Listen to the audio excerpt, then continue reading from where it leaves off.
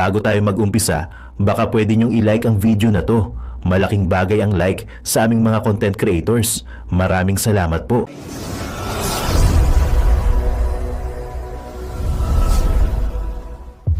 Kayaan sa nangyaring halalan, alam pala daw ni Marcos Jr. Aba naku. Naku aba. Binaliktad no. So yun na, mainit ang nangyaring halalan at talagang may mga nangyaring kababalaghan dahil ang mga boto ay nagdagdag bawas. Yung kay Senator Bongo, imbis na 26 million, naging 21 million votes. At yung kay Pastor Lalo na papunta na po sa 6 million, naging 4 million na lamang. At nakakagulat pa dito ay bigla hong sa lahat ho ng presinto sa Pilipinas ay rank 44 po si Pastor. Nakapix po siya doon. Halatang talagang pinrogram, no? Biruin nyo, 26 million ng boto ni Senator Bongo, 16 million naman or 20 million kay Senator Bato de la Rosa. Tapos pagdating sa mga kasamahan niya, 3 million, 4 million, 5 million, 8 million. Isipin nyo maigi yun. Diba? Doon talaga nakakapagtaka eh. Ano yun?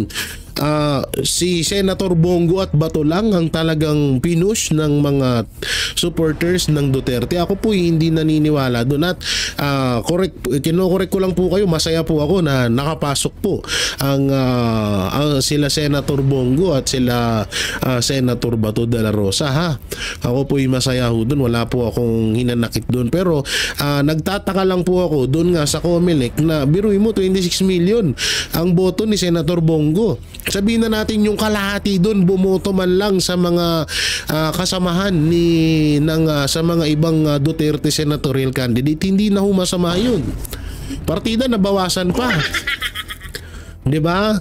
So talagang nakakapagtaka ng gusto na talagang parang ang layo sa katotohanan talaga nitong dayaan. Itong naging botohan na to, talagang makikita nyo na mayroon talagang dayaan. Oh, kaya ito, tingnan nyo, katulad lang nitong ito yung tawag dito, ito yung unang nangyaring dayaan. Panoorin natin. Kabi-kabilaan ang mga reklamo ngayong halalan. Ito ngay matapos na dumanas ng samut-saring aberya ang mga botante sa iba't ibang panig ng bansa. Kabilang na ang maling pagbasa ng makina sa mga balota, pagkakaantala ng pagboto at pagkakansela ng mga boto dahil sa di umano'y overvote kahit tama naman ang bilang ng ibinoto nila. Si Troy Gomez magbabalita. Hindi pa man tapos ang bilangan ay usap-usapan na ang irregularidad sa halalan. Ito'y dahil di umano sa palpak na operasyon ng mga bagong automated counting machines. Boom! Alright guys, napakaganda na pag-uusapan natin. Kita nyo, preview pa lang, no? Grabe na, huling-huli ang dayaan! So guys, palagay nyo, pwede kayang ulitin tong yung pagbibilang. Marami nagsasabi na ulitin, no? Sana magkaroon ng pagkakataon na maulit yung halalan, yung bilangin lang. Kasi nakakapagtaka naman kasi mga babayan, no? Si Bam Aquino, hindi kasali sa mga survey at hindi man lang na-survey. Siya pa ang pangalawa. Montek pang maging una, malupit. So ganito mga babayan, ito kasi parang naka-program nga talaga yung computer, no? Yung PICOS machine na yan. Tama nga itong si Attorney Harold Attorney Harold Perception ba yun? Oh, yun si Sir Harold, yung attorney.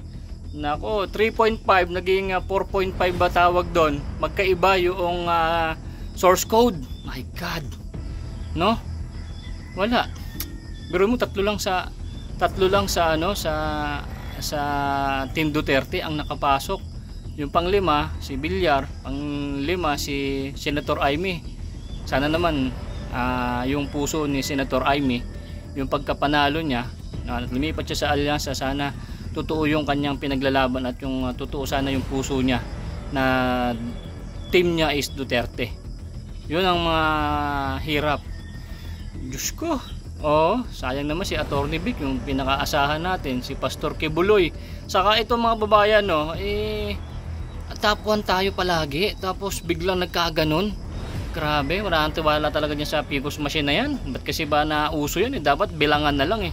Kahit umabot ng 1 linggo, basta importante tamang bilang, no? Kasi computer nga yan mga babayan. Pwedeng yung source code niyan ay naka-program na si Bam Aquino ang number 2. Para hindi naman maging halata, ganun ang ginawa nila. Pinapasok pa rin, kunwari, na panghuli pa si Senator Aimee para hindi masyadong halata. Ay nako. Ano mo gagawin ito mga babayan? So ganito, panoorin natin itong full video kaya Tol J. Guevara. Ito, mas malupit at mauunawaan nyo kung ano ba dapat ang gawin dyan. At ay sapul-sapulin niya kung sino man masapul. Ito lang masasabi ko mga babayan, sa kabila ng lahat, buti nga kamo may pumasok. Oo, talagang pinag-number 1 niya sila si Bongo para hindi masyadong halata. At ay sayang, di tayo naging pool, no, yung Duterte. So maraming nagrereklamo tulad ikaw, gusto mo mag-comment at sabi nyo binoto niyo yung Duterte, no? Tapos bakit nagkaganyan sa Mindanao, sa Visayas Mindanao, top 1 tayo, tapos pagdating dito sa Luzon, grabe, no? Dito sa Luzon ang daming straight Duterte dito, Duterte. Tapos laglag. Si Lito Lapid nakapasok pa. Nakapasok pa si Lito Lapid. Dapat ang pinasok nila si Manny Pacquiao na lang para talagang hindi kayo masyadong halata. Di ba? Nako po.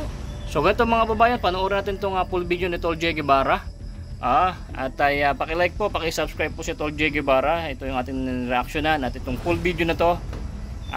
Brought to you by Banateros Brothers, Tol J. Guevara. Ako po si Boy Sardinas, isa membro ng Banateros Vloggers. Kung gusto mo itong video na to, paki-like, paki-share para mapanood mo ng ibang mga kumare natin. Bakbakan mo na yan, Tol. Let's go! Kayaan sa nangyaring halalan, alam pala daw ni Marcos Jr. Aba naku. Naku aba. Binaliktad no. So yun mainit ang nangyaring halalan at talagang may mga nangyaring kababalaghan dahil ang mga boto ay nagdagdag bawas. Yung kay Senator Bongo, imbis na 26 million, naging 21 million votes. At yung kay Pastor Lalo na papunta na po sa 6 million, naging 4 million na lamang. At nakakagulat pa dito ay bigla sa lahat ng presinto sa Pilipinas ay rank 44 po si Pastor. Nakapix po siya doon. Halatang talagang pinrogram, no? Talagang pinag-initan talaga si Pastor Apollo Siki Buloy. At ito mga papanoorin nating video ay mapatungkol po sa paliwanag at mga pandaraya sa nangyaring halalan na inyong masasaksihan ngayong gabi. At pasensya na dahil hindi ako nakapunta sa special meeting dahil sobrang lakas ng ulan dito at ako ay ubot-sipon pa rin po, no? Okay, minsan sakit talaga ng mga gwapo yan. Charot. So yun mga banateros, mga kabiyaya, medyo nakakalungkot lang dahil hindi po nakapasok ang ating 10 Duterte senatorial candidate. At ito nga po ay dahil, sabi nga ng mga netizen, ito ay dahil nga po sa nangyaring dayaan. Gawa ho ng talagang nakakapagtaka na kung sino pa yung mga hindi ayaw talagang ihalal ng taong bayan, sila pa yung mga nanalo, lalong lalo na si Lito Lapid, Bam Aquino at si Kiko Pangilinan. So yun nga po yung mga talagang kinakasama ng loob ng mga butante sa buong Pilipinas dahil yung mga hindi nila binoto ay yun pa yung mga nanalo. At ang dami pong mga trending videos. May videos. Dahil dahil sobrang dami hong nagreklamo sa Comelec dahil nga po dito sa mga minsan daw pag 10 lang naman daw ang binoto nilang senador ay nag-overvoting. At minsan naman po kapag Team Duterte po ang in-straight nila ay bigla pong nagkakaproblema. At ayun na nga bigla nga pong at ang iba pa pag binoto mo ang Team Duterte, lumalabas ang Alyansa Pilipinas. At ang masama pa dito, yung mga binoto, kadalasan, yung ibang mga bumoto ay hindi nakakaboto dahil kung ano-anong sistema ang nangyayari sa PCOS machine. PCOS machine.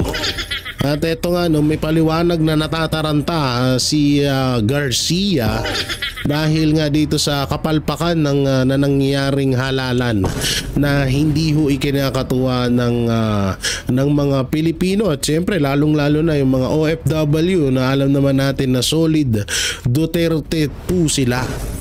Ewan ko na lang ho dito bakit ho nagkaganito. Marami din pong nagtataka at sobrang hindi makapaniwala sa nangyaring resulta. Kahit naman din po kaming mga banateros na talagang pumupunta po kami sa iba't ibang lugar para ikampanya ang Team Duterte, talagang dinadagsaho ng tao, lalong-lalo na kay Pastor Apollo C.K. Buloy, at nagulat nga kami na ganito yung nangyari. Oo, ganito yung nangyari at talagang mas nakapasok pa si Lito Lapid na paulit-ulit lang na walang nagagawa sa sa Senado kung hindi nandun lang sa kanyang pag-artista kasama ni Cuco Martin. Siya pa yung nanalo. So yun yung mga pag-uusapan natin at dito nga may sumapalpal na po kay Garcia ng COMELEC, ng chairman ng COMELEC, walang iba kundi si Trixie Cruz Valdez. Ay hindi, si Attorney Trixie. Panoorin po natin tong birada niya.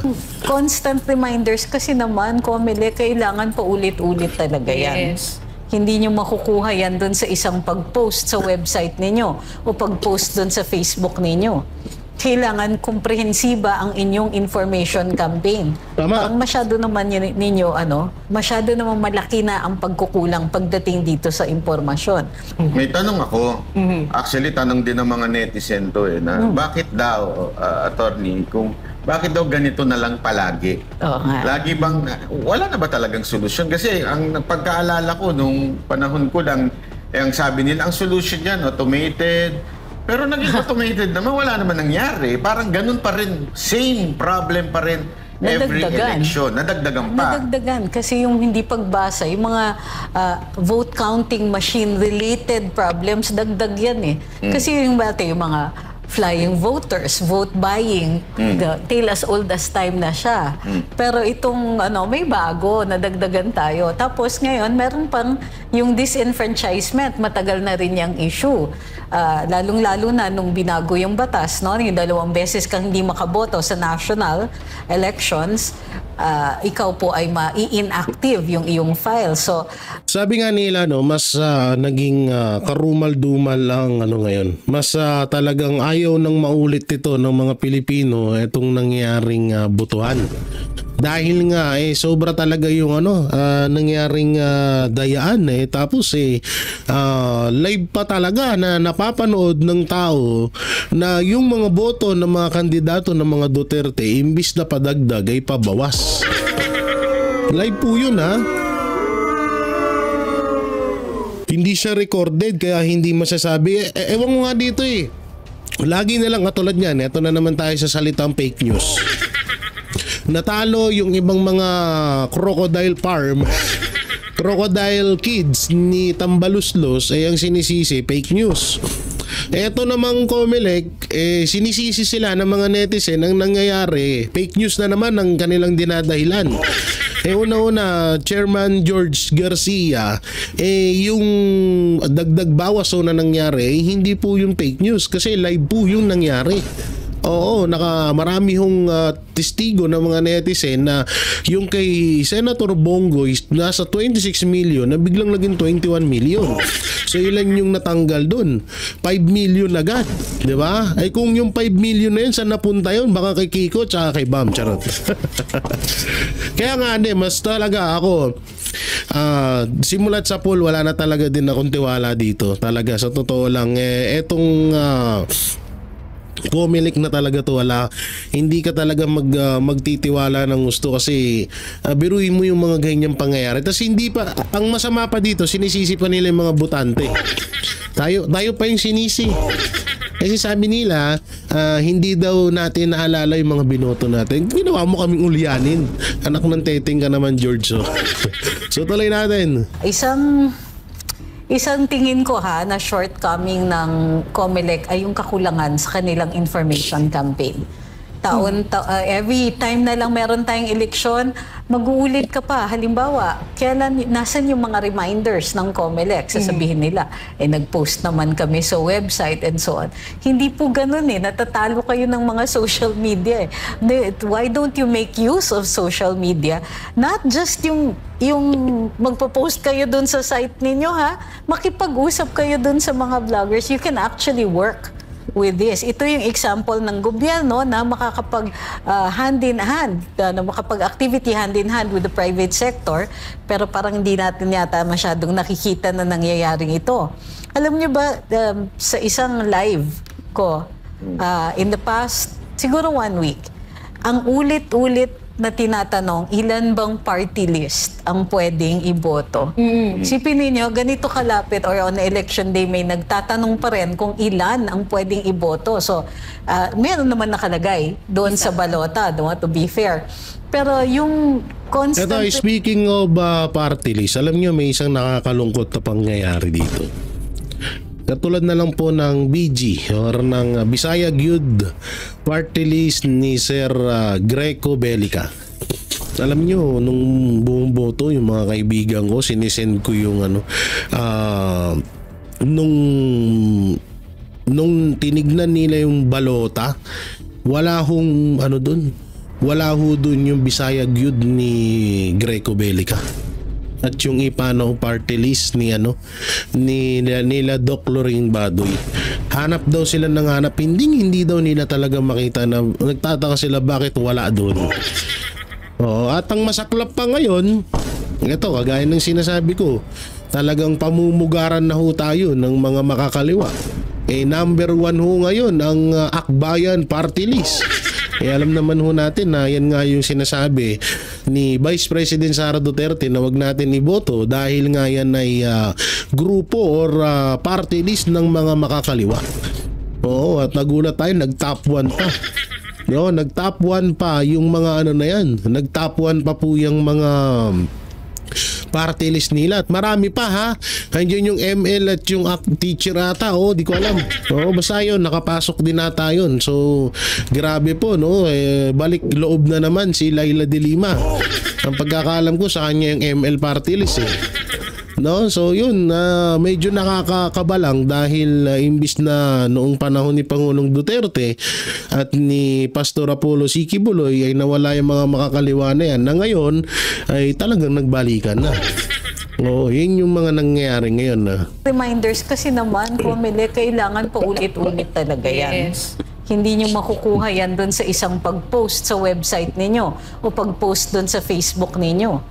Kailangan komprehensiba ang inyong information campaign. Parang masyado naman ninyo masyado naman malaki na ang pagkukulang pagdating dito sa impormasyon. Tapos yung pagpapaalala ng mga hindi bumoboto in 2 national elections in a row.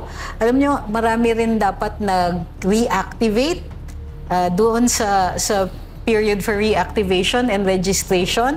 Konti pa rin ang naka-comply. So yung iba hindi nila alam kung bakit nawala yung pangalan nila. Yung iba talagang nawala yung pangalan nila. So isa pa, wala masyadong impormasyon ang anong gagawin ng botante pag hindi nila mahanap ang pangalan nila. Kung sure na sure sila na nakaboto naman sila in at least 2 previous national elections, ano ang recourse nila? Walang nagsasabi sa kanila kung anong gagawin. In fact, walang nagsasabi sa COMELEC kung anong gagawin kapag kunwari hindi binasa yung balota mo. Ano yun? Papaalisin ka na lang dun sa... Yan nga yung mahirap dyan na dapat ang COMELEC total nagsasayang nga kayo ng 150 million. Diba?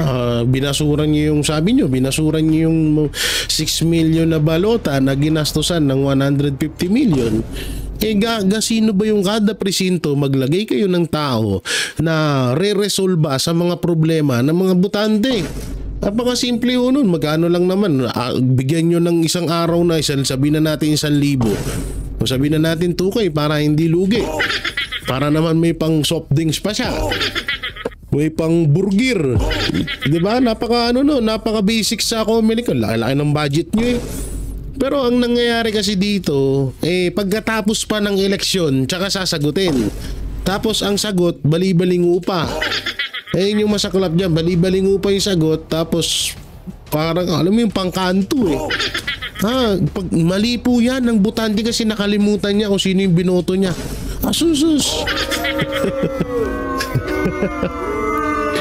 Makapal na pala yung bigote ko. No, pero ito ang kinaganda ho dito dahil naligwak po ang mga ibang crocodile farm or crocodile children ni Tambaluslus. Marami hong hindi nanalo katulad ni Stila Kimbo, ni Bini Abanti, si Attitude Paduano, si Zamora, at sino ba? Si Google, Mr. Google Fernandez. So maraming mga naligwak pero may mga natira pa rin. Nandyan pa rin yung ibang mga young guns. Nakapasok pa rin ng mga Yudi Punggol. Alam nyo ito, sa totoo lang sa nangyari sa obserbasyon at sa nakitang alam mo yun, yung nakita nating reaction, kilos at paglabas ng taong bayan, lalong-lalo na nung dinakip or kinidnap si Pangulong Duterte papuntang Netherlands, talagang doon, talagang masasabi mo na wala na, na to, straight na to, panalo ang Team Duterte. Kung may makapasok man na dalawa, yes, baka si Aimee or kaya si Ben Tulfo o kaya si Camille Villar. Pero nagulat po tayo na biglang pumasok si Kangkong, si Boy Saging, tapos si Boy Pinkish. Tapos ang malalaban dito, nandun din si Lito Lapid. Anak ng teteng na isa sa kinakamuhian dahil ang tagal-tagal nang naging senador walang nagawa. Meron naman siya isang nagawa, pinagtanggol niya yung sarili niya. So talagang sobrang labo ngayon. Nakala natin gawa ng puro salitaan ng Comelec, sobrang ganda ng magiging feedback ng darating na eleksyon sa kanila, pero ang nangyari mas grabe, mas critical, mas talagang marami hong nagrereklamo ngayon, lalo tsaka ito pa ang pinakamalupit doon. Pag Team Duterte ang binoto mo, laging error. Laging kung hindi over vote, kung hindi iba yung lumalabas sa resibo, kung hindi parang nagloloko yung machine. Pero kapag alyansa daw ang ibinoto, okay daw, approve agad. Ba't ganon? Yun yung pinakamalupit doon at buti nga kamo talagang nag-landslide dyan sa Davao City at nanalo ang mga Duterte. Talagang hindi na napigilan yung nangyayaring pandaraya. At kitang-kita naman na speaking of pandaraya, katulad na lang nung kay Trillanes. Anak ng teteng, may 200 pa palang naniniwala. May 200k pa palang taong naniniwala ho doon. Akalain mo yun medyo nakakapagtaka lamang. So tuloy natin. Presinto, wala ka man lang hinahawakan. Pagkakatiwala mo na lang yung balota mo na somehow, some way, during the day, maipapabasa yan dun sa makina, sa vote counting machine. Ang daming gaps dun sa information, Comelec, pero nagagalit kayo pag mayroong isang nagsalita, katulad ni Attorney Harold this week. Yan pa, isa pa. Yan ganyang attitude ng Comelec. Kapag may nagreklamo, galit sila. Pero yung dapat nilang solusyonan, ayaw nilang solusyonan. Kaya nga sinasabi ko, kung gumawa sana ng hakbang ang Comelec na maglagay ng isang tao na tauhan nila sa bawat presinto sa buong Pilipinas at solusyonan yung mga problema na yun at na may alam na may alam sa machine, sa vote machine tuloy sa vote machine, sa yung sinasalpakan ng, nakalimutan ang pangalan, sinasalpakan ng boto, so doon napakaganda ho sana doon. Kaso ang mga andun ang mga nandun wala hindi naman nila din alam kung paano gawin. Hindi nila alam kung paano solusyonan. Solusyonan. Diba? Hindi nila alam kung anong gagawin nila, kaya nga nagkakaleche-leche. Tapos ang masakit dito, pag nagreklamo yung tao, galit ang Comelec. Kesyo ganito, kesyo ganyan daw. Mamaya, papanood ko sa inyo ha. Na nag-raise lang naman ang concern dun sa pagkakabit to the internet. Nagagalit sila. Yun ang problema kasi sa kanila eh. Yung pag merong puna, instead na i-take yun, di ba, na parang sige, makakatulong noted, sa atin. Oo. Eh hindi eh. I mean, halimbawa, ang ganda na sinabi ni attorney, yung mga vlogger sana, kinuha ninyo. Eh kasi ang tingin nyo sa vloggers, kalabang kagad. Correct. Bakit di kayo humingi ng budget dyan sa camera? Anyway, yung camera nga, dami nilang vloggers eh. Yan, diba, totoo. na binabayaran eh. Para lang manira sa mga Duterte. Bakit di kayo humingi ng budget sa kanila para mas maganda ho itong eleksyon? Unless gusto nyo lang talagang hindi mabigyan ng impormasyon ng ating mga kababayan. Di ba, ang dami yung pwedeng gawin. Ayan na naman, may 3 taon na naman kayo magpe-prepare ha. Baka last minute na naman ninyo tapos makakarinig. Ang dami nagagalit dito yung mga netizens. Sinasabi nga nila, etong si chairman, ang daming hanas sa media. Pero ngayon, puro naman palpak ang nakikita nila. O yun ang nakakairita doon, di ba? Parang ano ba talaga? Anong ginagawa ninyo? Hindi, alam nyo, totoo yun tayo may ebidensya tayo doon na in-upload din dito sa channel natin na kung saan ang House of Representative nga maraming inuupahan ng mga vlogger. Sa totoosin, hindi naman masama na etong Comelec magbuo sila ng vlogger group na magpakalat ng impormasyon na totoo na ganito dapat ang mga gawin ng mga botante. So wala namang problema nun. Laki-laki ng budget nila. Yung kagaya na sinabi ko kanina nga na yung 150 million nga ibinasura lang nila, paano sino yung maglaan kayo ng pondo para magkaroon kayo ng talagang mga tao na makakatulong ng mabilisan sa mga botante at hindi ganito na ang masama pa dito yung pagdala ng cellphone. Sa totoosin, merong hindi ako gusto na may gusto din po ako dun sa deklara ng Comelec na bawal magdala ng cellphone. So yung pagpicture mo sa balota mo na yun ang binoto mo, so bawal nga talaga yon. Pero yung pagdala ng cellphone para sa mga abiriyang nangyayari sa botohan, wala hong problema doon.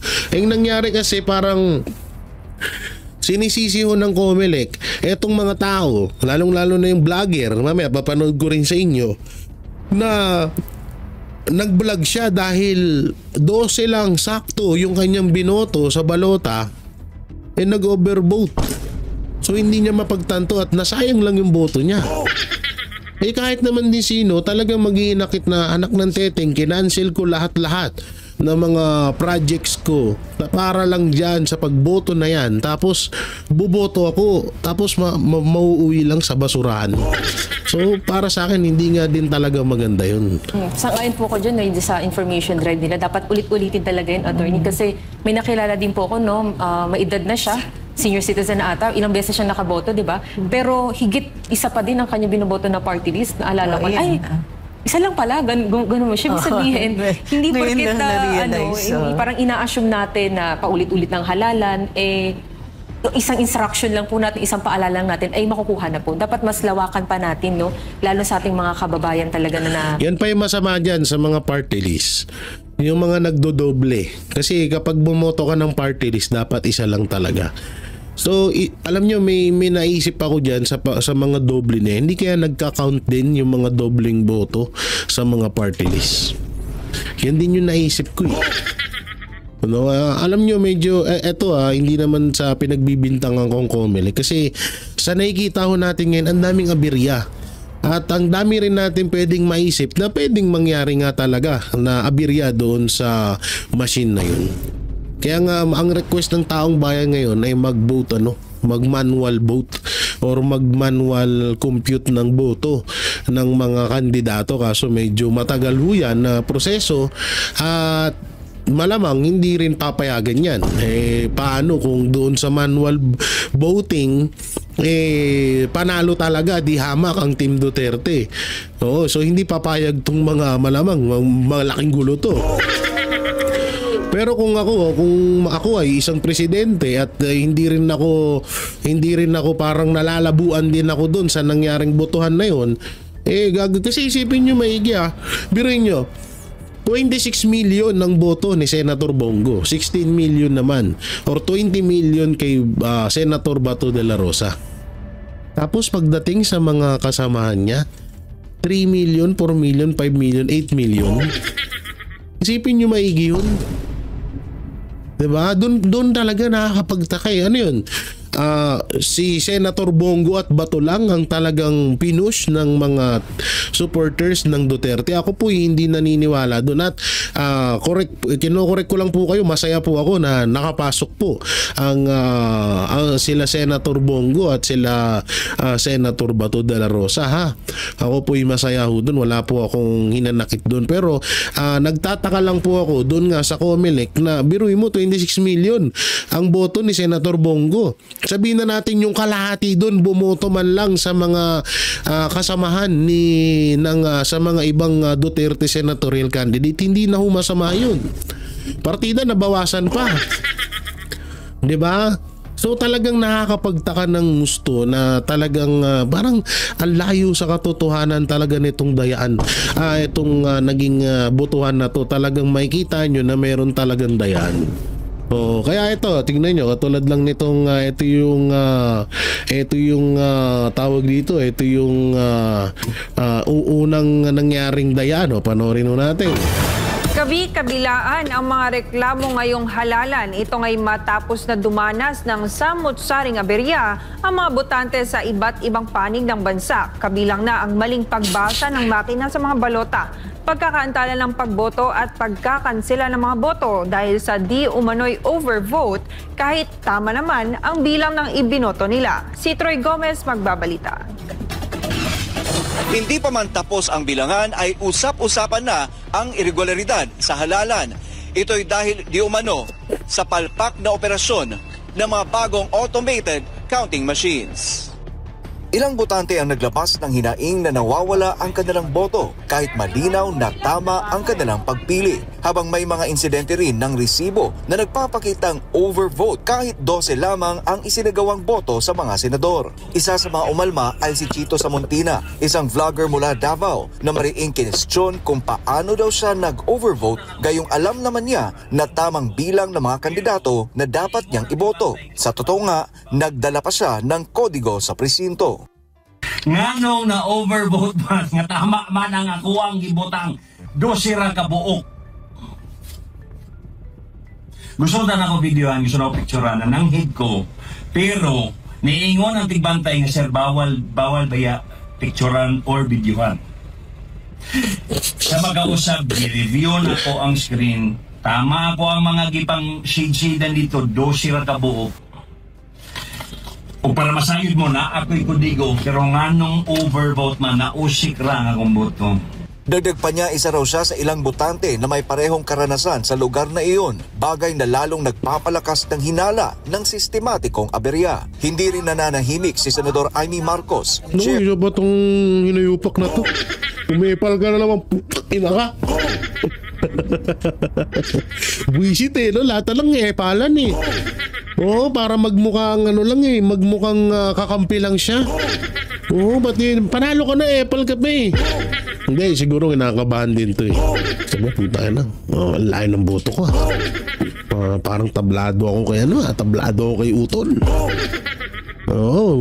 Bira ako ng bira bali-balita ako si Amy Marcos, si Amy tuloy. Si Lisa Marcos pa naman ang nag-uutos ako.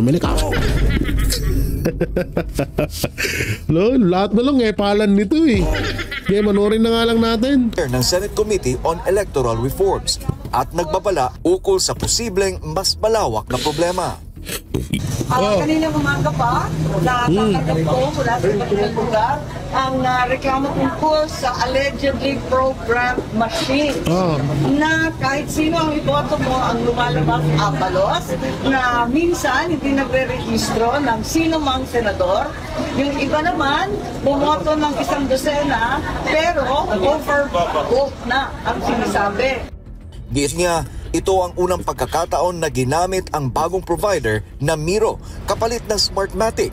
Anya, tila hindi ito handa. Sa Quezon City, inulat naman ni Attorney Vic Rodriguez ang maagang sira ng mga makina at binatikos ang paggamit ng manipis na papel na madaling tablan ng tinta, dahilan para sa maling pagbasa ng boto. We have encountered a little delay dahil nga yung naibalita na nagkaroon ng problema yung makina kaninang magaga around 6:20 in the morning, and another round of technical issue ngayong mga alas 7 ng umaga. So na-delay, but overall mabilis naman, except of course ang aking obserbasyon, yung papel masyadong manipis. And it cannot be like this every election na ipinapaalala o ipinapasa yung burden na wag masyadong madiin yung pag-shade, sapagkat alam naman natin tinta yan eh. Pagka sinade mo ang isang papel na napakanipis, ang tendency talaga niyan tatagos sa likod. So there must be an honest to goodness approach to an election na hindi na tayo nagkakaproblema every now and then. Hinimok naman ng dating kongresista na si Bong Suntay ang COMELEC na magsagawa ng imbestigasyon matapos baranasan ang halos 2 oras na pila dulot ng sirang makina. Kanina pa akong 9 o'clock dumating dito, 11:45. So ngayon na 2 hours mag-aantay ka, tapos yung boto mo mapupunta lang kay Lito Lapid.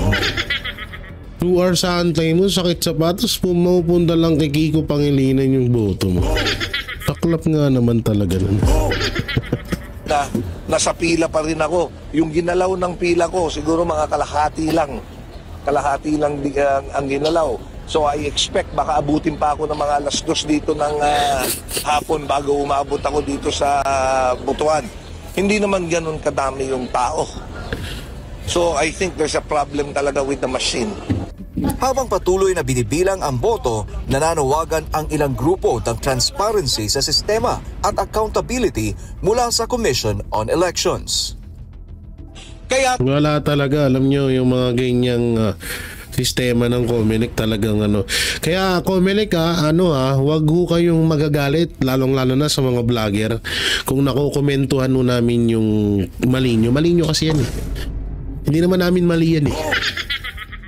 Sabi ko nga, paulit-ulit, ang mga botante, yan ang boss ng COMELEC na dapat binibigyan ng safety, binibigyan ng maginhawang pagboto, yung mga lalong-lalo na yung PWD at mga senior citizen. Nangyayari, tangina, parang kami pa yung nagmamakawa sa inyo. Parang nangyayari, kayo yung boss, kami yung tauhan nyo eh. Kami nga yung bumoboto, kami pa yung nahihirapan, nak ng putya naman. Yan ang hirap sa inyo eh.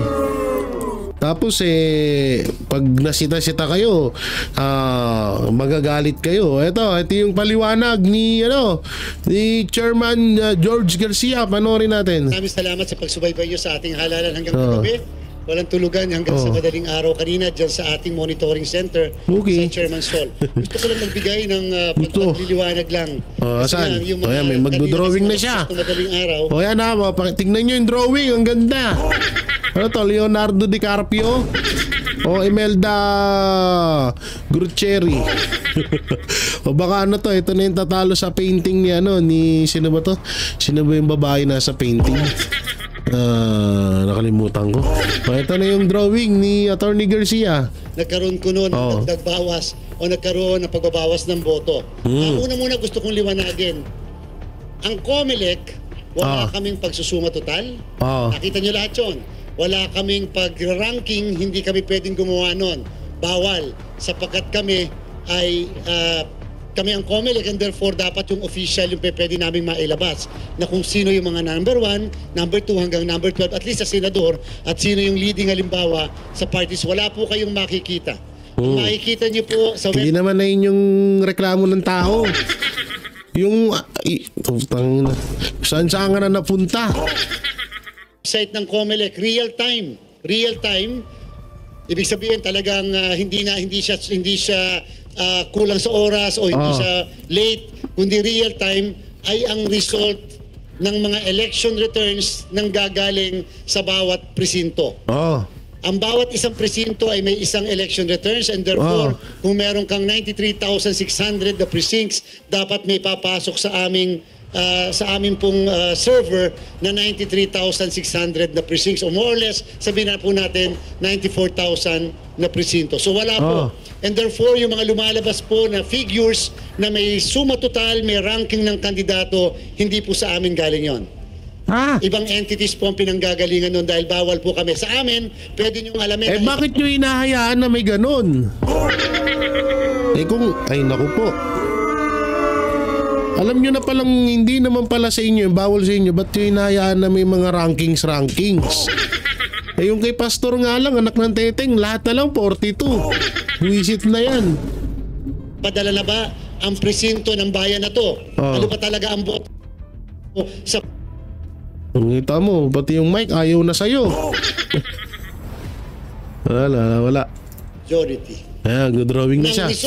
So yung dalawang ito... Ang drawing Tingnan natin yung drawing. Ito yung drawing. Unang drawing, isang square, 6 na bilog. Ayan yan daw yung balota ha. Ito, manarin natin. Asa inyong machine dyan, okay? Yan ang isang bayan. Okay po. Isang bayan. Puta na, kala ko'y balota. Isang bayan pala daw yan, no? Pagka yan ay nakatapos, yung presintong yan, pag nakatapos na ng kanyang pagbilang, mag-iimprenta ng election returns, yung sabi ko nga sa inyo, siyam, at pagkatapos, magtatransmit siya ng result. So yung dalawang ito, magtatransmit ng result sa COMELEC. COMELEC. Ang tawag po nito, servers. Wow, servers. Hindi na pwedeng by verse. O kaya surfers. Okay. Transparency servers, COMELEC. Magtatransmit po siya sa PPCRB. PPCRB. Magtatransmit. Ang dami palang pinagdadaanan ng boto. Okay. Media server. Meron pong majority. Bakit na dami? At saka minority. Minority. Yan ay. Ilan to? 1, 2, 3, 4, 5, 6 ang pagdadaanan. So kung dito pa lang, dyan pa lang sa una, may mangyari ng kabulastugan, di bawas na. Pangatlo, pangapat, panglima, hanggang pang-5, wala na, hindi kaltas-kaltas na. Sige, hayaan natin siya mag-drawing. So ibig sabihin, ito po, direct na magtatransmit, pero Municipal Board of Canvasser. Ito putang na, 7 pa pala, ang dami. MBOC. Okay. O kaya CBOC. Magtatransmit siya dyan. Doon. Doon. Dito. Yan. Dyan. So therefore, pag nag-transmit siya ng resulta mula senador hanggang konsehal yan, lahat ng yan makakatanggap. Dapat pare-parehas ang natatanggap niya na resulta mula sa presintong yan. So ano naman explanation nyo kung sakali man na yung 3 bilog ay mali ang natanggap at yung 3 ay tama? Anong klaseng yun? Anong may explain nyo doon? Tignan natin, baka may explanation naman. Okay, saan yan? At syempre, magtatransmit niya sa pinakabayan niya.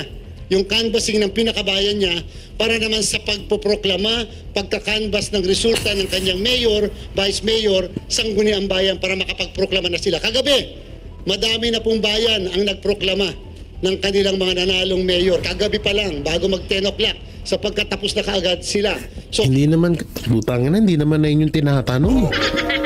Ang kati ng bilbil ko. Hindi naman na yun yung tinatanong, Chairman George Ang in-explain niya rito kung paano yung pagpasok.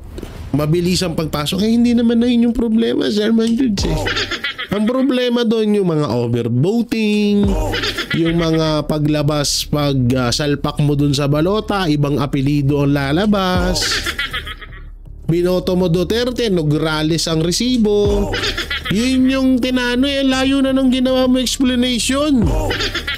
kung itong isang to, natapos, padala rin siya doon. Pupunta na rin daw siya doon. Padala rin po siya dyan. Padala, puta na. Guwit-guwit lang, kagulo-gulo na. Yung bawat entities na to, yung COMELEC, real-time kami. Kung anong pinadala sa presinto, automatically converted into human-readable data. Kaya nung nakikita nyo kagabi doon sa COMELEC website, nababasa nyo kagad kung anong figures, ano ang boto. Human-readable data. Okay po. Yung pong sa NAMFREL, PPCRB Media, Majority Minority, hindi siya real-time kaagad. Kasi kinakailangan iproseso yung data na natatanggap nila. Kasi pag pinadala yung data, ang data na pinapadala ay ang tawag dyan, machine readable. Butangin na nung silbi nun. Di sana tinanggal nyo na yung mga yan at nirekta na dun sa inyo mismo. Kayo pala yung may data. Anak ko ng titing naman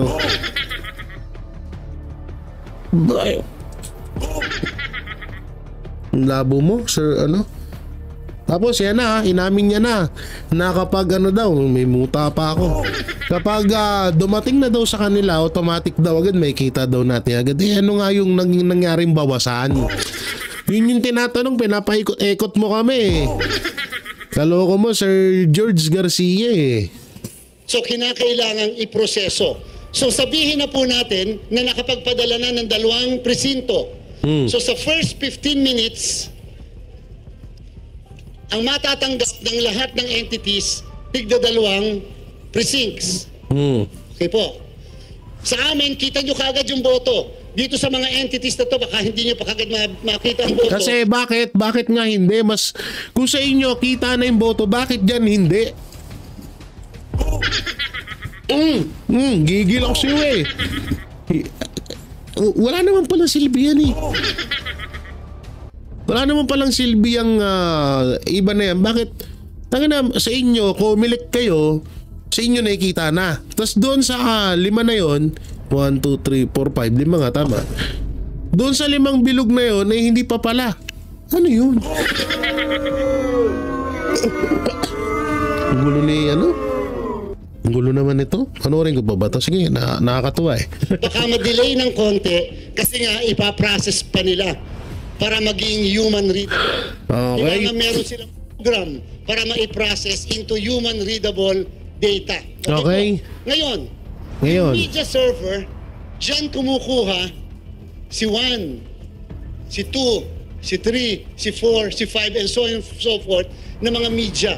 So bahala na kayo, yung mga nire-representan nyo, maaaring dito po kumukuha. Ngayon, kung sa second 15 minutes, ito yung first 15 minutes, sa second 15 minutes, may panigbago na namang 3 na presinto ang nakatapos, nangangahulugan, padala uli, pero ang matatanggap nitong mga entities na to, PPCRB, NAMFREL, Media, Majority, Minority, magiging 5 na presinto. Kasama yung unang 2 na naipadala na. Okay po? At yan ay properly explained sa kanila. Ganun talaga kasi nga pinaprocess kasi nila. And therefore, pag pinaprocess, hindi katulad ng COMELEC, yung ipapadala sa amin, sa second 15 minutes, yung 3 lang. Sige, kwento mo sa pagong. Tangina ka. Wala. Ito, tingnan nyo. Papakinggan nyo itong banat ni Attorney Trixie dito kay Chairman George. Ito. Very dinumero kami noon about the use of the personal blogs. Kailangan mayroong overwhelming public interest. Pero dito, walang maliwanag na rule for the press secretary to continue blogging on a personal blog. Ang tanong nga ngayon, monetized ba? yung pala yun. Yung kanya? Kasi hindi pala to, yung kay pala to, kay Auntie Claire pala to. sorry, kay Auntie Claire palang video yun. Hindi, ito ba yun? Tingnan ko nga. Hindi, itong kaganapan na to, alam kay Chairman Chairman George Garcia, alam nyo, sobrang ang labo. Hanggang ngayon, hindi nila ma-explain. Tingnan nyo yung explanation nila, labo-labo. Di sa tingin nyo hindi ko sinasabihang bobo ang mga Pilipino, pero kung sakali mang na medyo mababa ang pag-iintindi sa mga ganyan, paano nila maintindihan yun? Una-una, yung 5 server doon, hindi naman na pala masyadong kailangan yun. Ba't tayo pan-erekta na lang doon? So, kasi isipin niya, yung 5 server, pwedeng doon, pwedeng magkaroon ng mga mahika doon. Mga magic, chamberlu, no? So, bakit pa kailangan pa kasi, ewan ko ba? Ang hirap, no? Alam mo, sa sobrang hirap ng explanation mo, Sir George Garcia, pati ako nahirapan na. Pero yun, ganun pa man, kagaya ng sinabi ko kahapon sa mga live ng SMNI, wala na ho tayong magagawa kasi yan din ang gusto ng Comelec na pagtapos naman ng, yan din ang katwiran ng Comelec na pagtapos ng wala naman na silang magagawa Ayun lang yung masakit doon, na pagtapos ng botohan, anumang reklamo natin, wala tayong magagawa, tapos na Oo, ang masama dito hanggang kailan ba tayo? Ang tanong po pala dito, hanggang kailan tayo magtitiis sa ganitong klaseng botohan? Na unang-unang, ang hirap ka nang pumila, lagi pang nagkakaabirya yung mga machine, at ang masaklap dito, obvious po ang nangyayaring magic. O sinasabing talagang dayaan.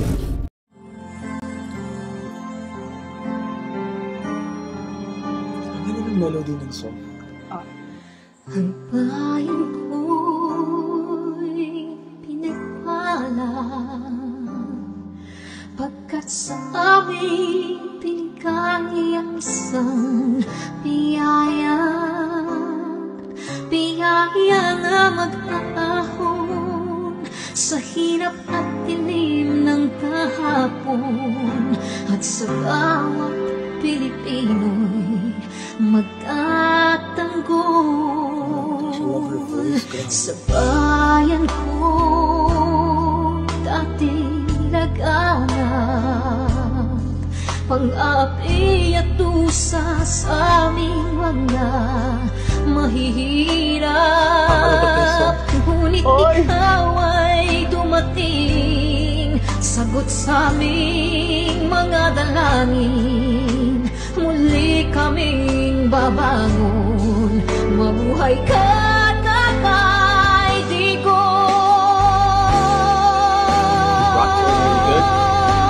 Ama, maraming salamat. Aming mga mata'y minuhulat, gawain ng masasamay iyong isiniwalat. Ikaw lang ang pag-asa naming lahat.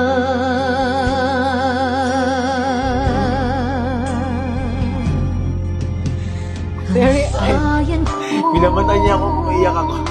Pilipinas, muling makikilala at itataas. Katahimik ay maghahari sa ating puso'y mamamayani.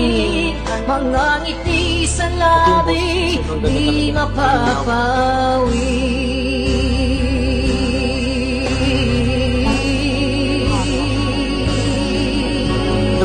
Mabuhay ka, Tatay Digong, maraming salamat. Ang malasakit sa Pilipino ay walang kasing tapat. Ika'y paglalaban ng iyong mga anak. Kang biyaya sa bansang Pilipinas.